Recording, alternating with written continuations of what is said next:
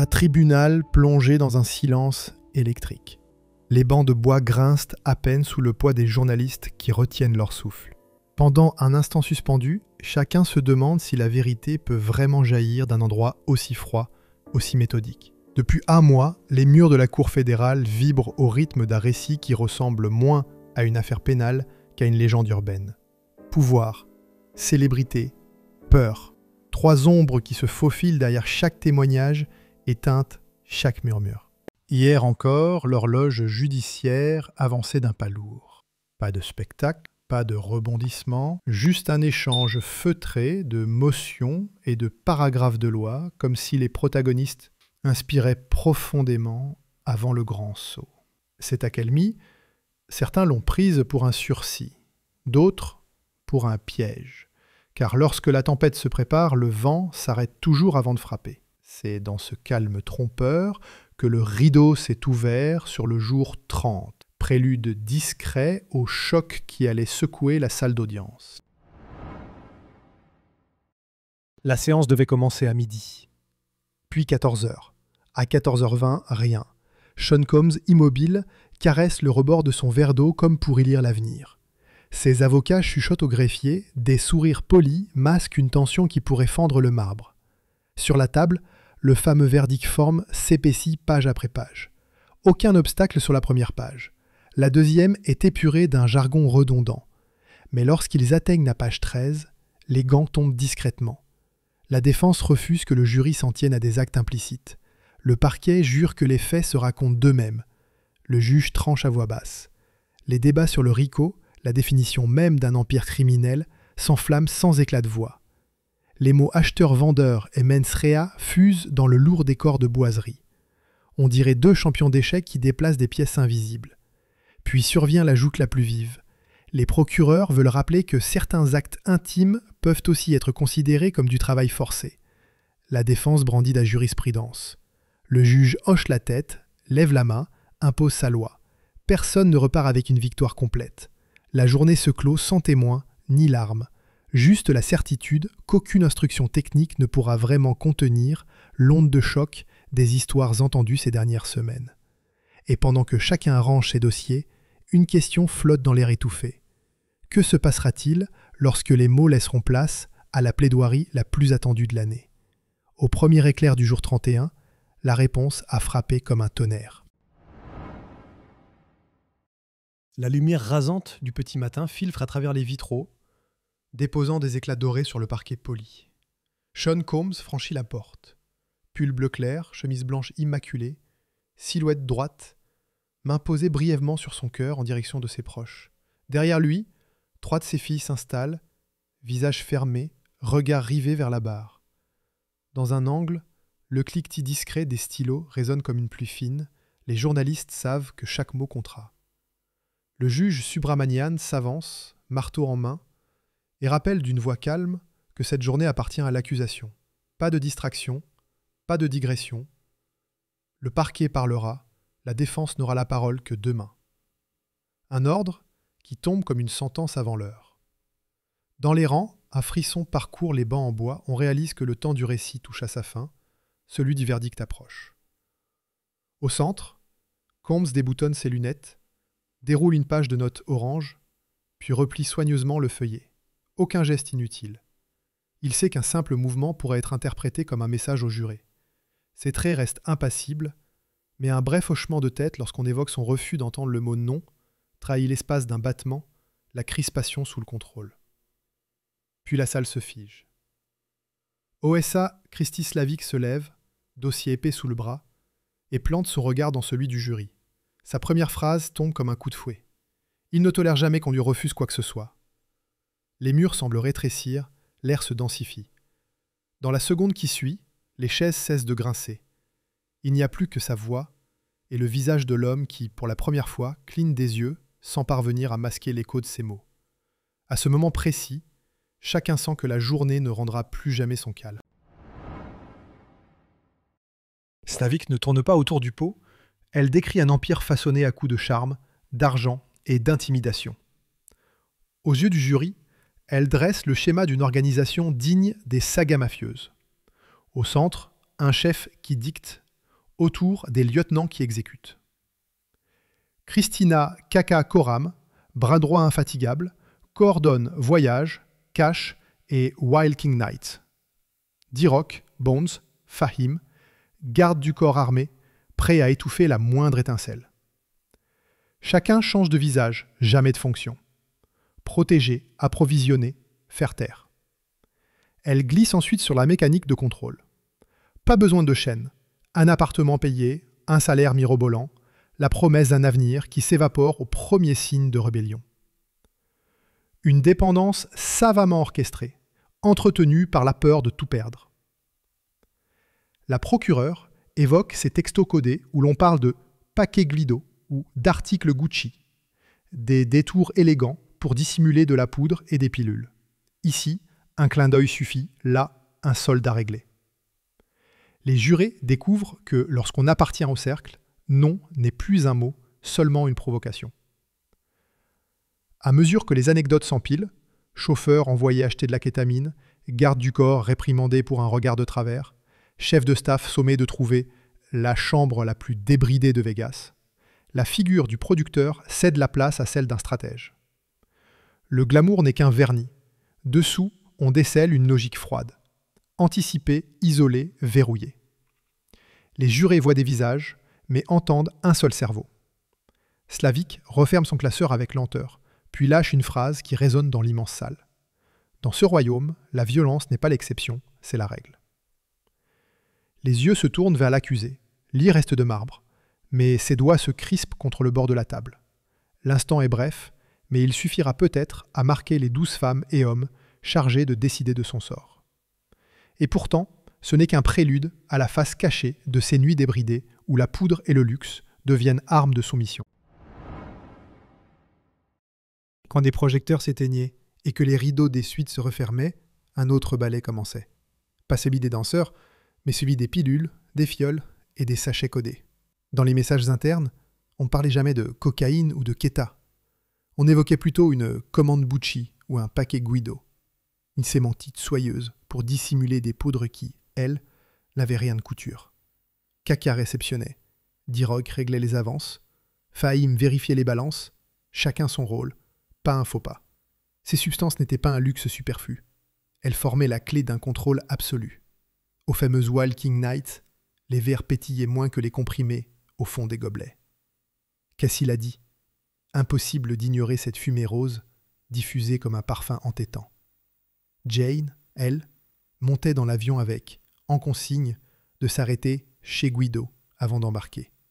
Une simple escale qui changeait tout. D'un voyage galant, la soirée glissait vers un scénario qu'elle ne dictait plus. La distribution n'exigeait ni rue sombre, ni échange furtif. Un couloir d'hôtel suffisait. Le stock transitait d'une valise à un mini-bar, d'un garde du corps à une assistante. Pas de ticket de caisse, juste des balances réglées par virement ou cash-app. 780 $ pour des articles perso, comprenez un pack de poudre fine. Et quand la fête s'étirait, chacun recevait sa micro-mission. Calmer le mauvais down, masquer des pupilles trop dilatées, fournir le prochain booster. Tout cela servait un but unique. Abaisser les barrières, gommer les refus, transformer chaque non en murmure flou. Car sous influence, la ligne entre envie et obligation disparaît. Le consentement devient une brume qu'on écarte d'un revers de main. Dans ces nuits parfumées aux enfêtes, les corps étaient déjà captifs avant même de réaliser qu'ils l'étaient. Et quand la poudre ne suffisait plus à garder quelqu'un dans la pièce, un autre arsenal prenait le relais. Cassie pensait qu'un ascenseur et quelques étages la sépareraient de la liberté. Mais à l'Intercontinental de Los Angeles, les portes se sont rouvertes sur Roger Bonds, large comme un mur, chargé de la ramener là-haut. Son visage tuméfié ne devait croiser aucun smartphone. Pas de paparazzi, pas de témoins. On la traîne, on la confine, on verrouille la suite. La chanteuse devient presque un secret d'État. Plus loin à Manhattan, une autre scène trace le même motif. Capricorn Clark enfermait des jours entiers dans un bureau vide, relié à un polygraphe comme un pion de luxe. Où est passé le bijou? Qui a parlé? Les questions s'enchaînent tandis que dehors, l'hiver new-yorkais glace Central Park. Quand elle en sort, c'est pour suivre un convoi vers la maison de Kid Cudi, le producteur clamant qu'il doit défendre son honneur. Quelques semaines plus tard, la Porsche du rappeur se consume dans la nuit. On a découpé le toit, versé un cocktail incendiaire. Coïncidence ? Le parquet n'y croit pas. Ces séquestrations, vraies ou latentes, répètent la même partition. Isolé, effrayé. Montrer qu'aucune distance ne protège. De Los Angeles à Miami, un simple appel suffit pour qu'un garde du corps surgisse, qu'un chauffeur démarre, qu'une serrure claque derrière la cible. Dans cet échiquier, les proches deviennent complices malgré eux, les hôtels des labyrinthes et les SUV noirs des cellules roulantes. À chaque fois qu'une victime pense entrevoir la sortie, un souvenir brûlé, une voiture, un téléphone fracassé, une menace murmurée, rappellent que le chemin s'arrête là où le maître du jeu l'a décidé. Plus de place pour la fuite, reste à plier ou à subir. Et quand la peur s'enracine, le corps, lui, se transforme en monnaie. Sous les néons tamisés des suites de luxe, la porte se refermait toujours avec le même cliquetis feutré. À l'intérieur, le décor semblait invariable. Musique douce, caméra discrète, et souvent un homme déjà installé dans un fauteuil, prêt à regarder. Pour Cassie, ces nuits ont commencé à 22 ans, une époque où la promesse de gloire paraissait plus forte que le doute. Très vite, la promesse est devenue exigence. Cadeau somptueux un jour, ordre sans appel le suivant. Au moindre froncement de sourcils, la menace surgissait. Perdre un album, un contrat, voire l'appartement payé d'avance. Jane, elle, arrive des années plus tard, croyant à une romance éclairée par les flashs. Les premiers mois ressemblent à des vacances permanentes. Voyages, boutiques, week-ends sur commande. Puis le ton change. On lui parle soudain d'expérience, d'ouverture d'esprit, d'un simple hôtel pour pimenter la relation. Sur le tapis moelleux, elle compte les silhouettes. 3 hommes au printemps, 5 l'été suivant, jusqu'à ce fameux tableau de 27 visages que la procureure dévoile au jury. Chaque cadrage est une pièce de plus dans le puzzle d'une domination sans barrière. Le schéma se répète. Love bombing, flatterie, avalanche de roses et de bijoux. Quand l'enthousiasme faiblit, le loyer entre en scène. Sans moi, tu perds l'appart. Une phrase, et la liberté tangue. Pire, les vidéos. Cassie l'a appris à ses dépens. Jane lit un jour une plainte judiciaire où chaque ligne lui rappelle ses propres cauchemars. Les enregistrements privés se transforment en menottes invisibles. Une menace de diffusion, et tout refus s'évapore. Dans ces nuits, le consentement n'est pas un oui prononcé à haute voix, c'est un silence extorqué. Qu'importe que Cassie finisse sous calmant, ou que Jane vomisse avant même que la fête ne commence. La caméra tourne, la musique couvre les sanglots, et l'on dira au matin que tout le monde était partant. Si l'une ose protester, la réponse dégringole comme une sentence. Tu savais ce que c'était, tu peux partir si tu veux. Mais partir signifie perdre le toit, la carrière, parfois même la garde d'un enfant. Alors on reste, on sourit, on survit. Un jour pourtant, quelque chose craque. Une gifle trop forte, un appel à l'aide hors caméra, une plainte publique qui réveille les échos. Et soudain, ces images privées deviennent un risque mortel pour l'Empire. Chaque vidéo cachée, chaque texto archivé se transforme en menace judiciaire. Pour le cercle interne, c'est l'alarme absolue. Il faut étouffer les preuves, racheter les silences, verrouiller tous les interstices avant que la lumière ne se glisse à l'intérieur. Quand un garde de sécurité glisse une clé USB dans sa poche pour la protéger, il n'imagine pas qu'un chèque de 100 000 $ l'attend au bout du couloir. L'affaire de l'hôtel 2016, filmée par hasard, devient une bombe à retardement. La solution est simple, acheter l'explosion avant qu'elle ne retentisse. Dans la suite transformée en salle des comptes, les liasses s'alignent comme des dominos. Comptez billet après billet, sous l'œil de D-Rock et de KK. Une fois l'argent remis, un avertissement tombe. Évite les grosses dépenses, on pourrait faire le lien. Le silence a un prix, et il vient d'être réglé au centime près. Mais la monnaie ne suffit pas toujours. Parfois, il faut réécrire l'histoire en temps réel.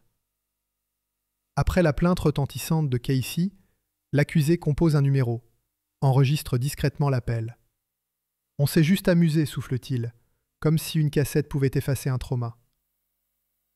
Pendant qu'il parle, on entend le crissement d'un feutre.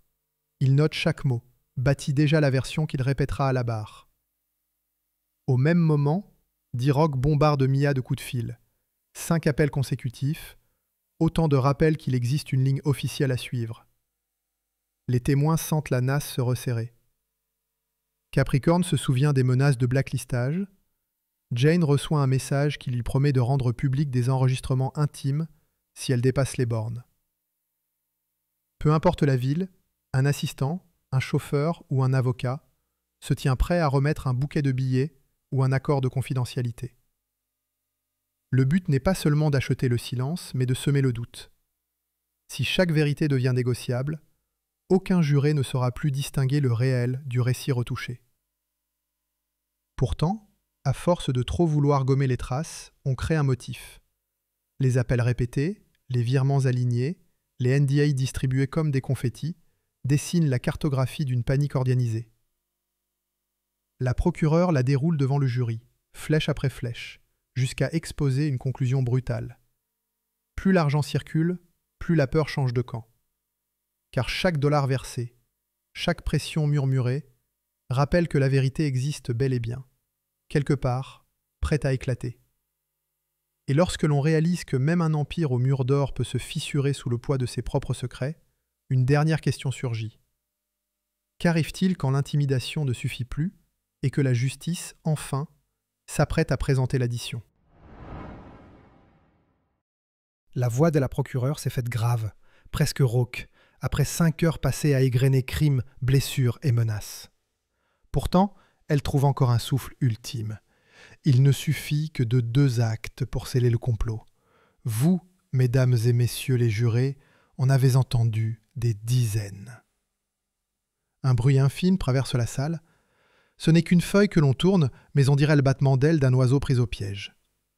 Les diapositives défilent une dernière fois.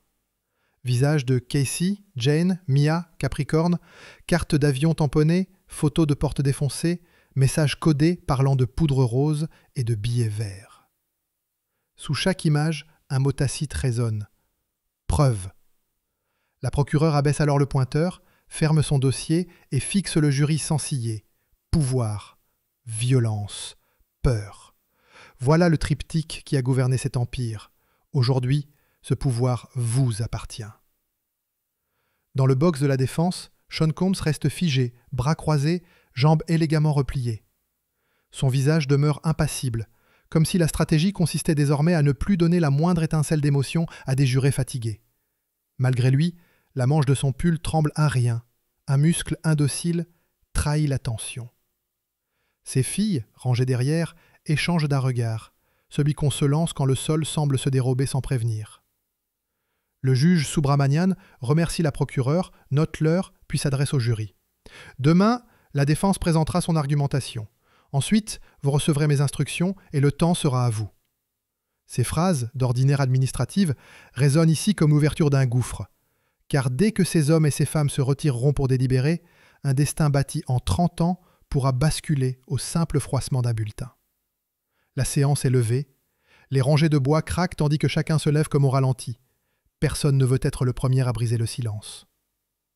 Dans le couloir, les griffes des stylos grattent les carnets, les caméras s'allument déjà, mais l'écho de la formule finale continue de flotter. Il est temps. Temps pour un jury de démêler l'ombre et la lumière. Temps peut-être pour un empire de répondre devant la loi. Dehors, la nuit enveloppe le palais de justice. Les lampadaires projettent des halos pâles sur les marches où les curieux se massent encore. On dirait des veilleurs, prêts à scruter le moindre signe des verdicts annoncés. Les murmures s'entremêlent. Coupable ? Pas sûr. Tout peut arriver. Mais une certitude les réunit. La prochaine journée décidera si la légende s'effondre ou si elle se renforce. Et pendant que chacun se demande quel visage aura l'histoire à l'aube, une seule question résonne vraiment. Quand le rideau retombera, la justice aura-t-elle enfin brisé le cercle ? Ou assisterons-nous à l'acte final d'une pièce